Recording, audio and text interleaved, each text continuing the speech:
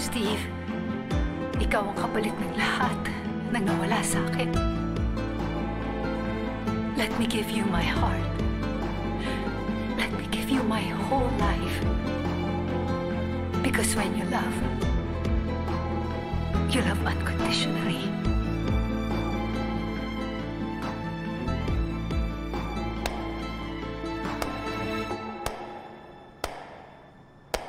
Wow! Unconditional love? Hindi ba dapat binibigay mo yan sa anak mo? Dahil ganyan dapat magmahal ng isang magulang. Melanie. No, Chris, no. Melanie, don't embarrass yourself here. Please, I want to hear what she has to say. What's going on, Pa? Anak ako ni Georgina. Iniwan niya ako sa daddy ko. Pinabayaan. Tinalikuran. At nung nalaman niya na ako ang anak niya, ginawa niya lahat ng paraan para matanggal ako sa kumpanya. I need a background check. Georgina De Silva. I need all the information you can get about her before the wedding. Naiintindihan ko na ngayon kung bakit gusto mo akong mawala sa buhay mo. Ginawa mo na rin to sa akin noon. Ako ang anak mo na tinalikuran mo. Ako ang anak mo na hindi mo kinilala. Ang ganda ng singsing niyo. Saan niyo po nabili? Nabili? Hindi. Sa anak ko ito, si Abel, tatay ni Melody. Iniwan mo ako kay Papa. Pero hindi ko maintindihan. Bakit? May kasalanan ba si Papa sa'yo? Hindi mo siya mahal, okay lang. Pero bakit pati ako? Bakit pati ako tinalikuran mo?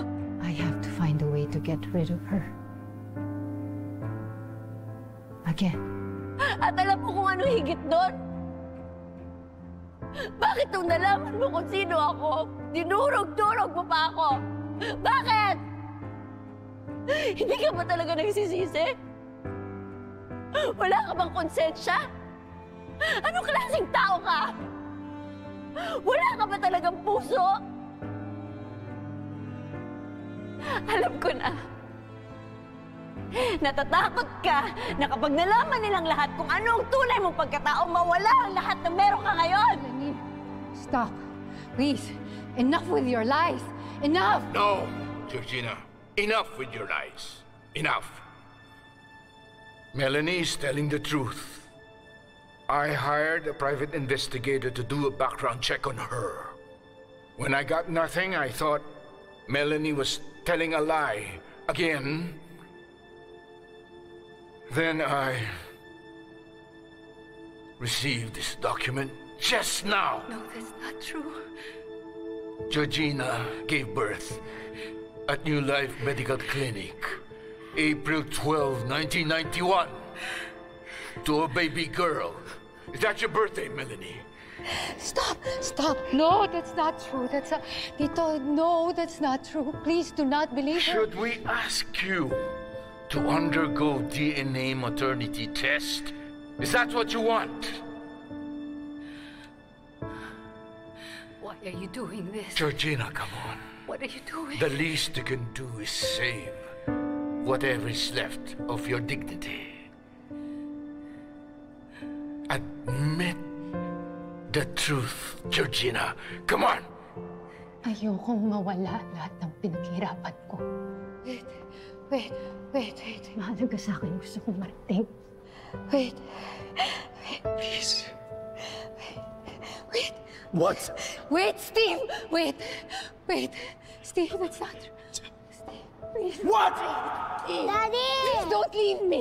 Please don't leave, Steve. Please, Steve. No! Steve!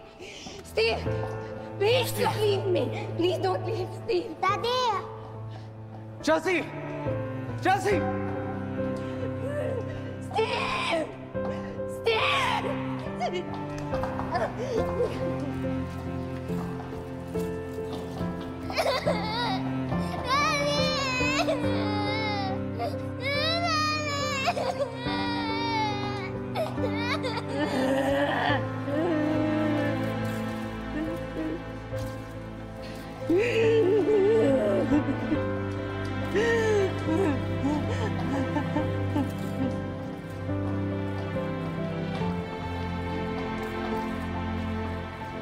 Ah!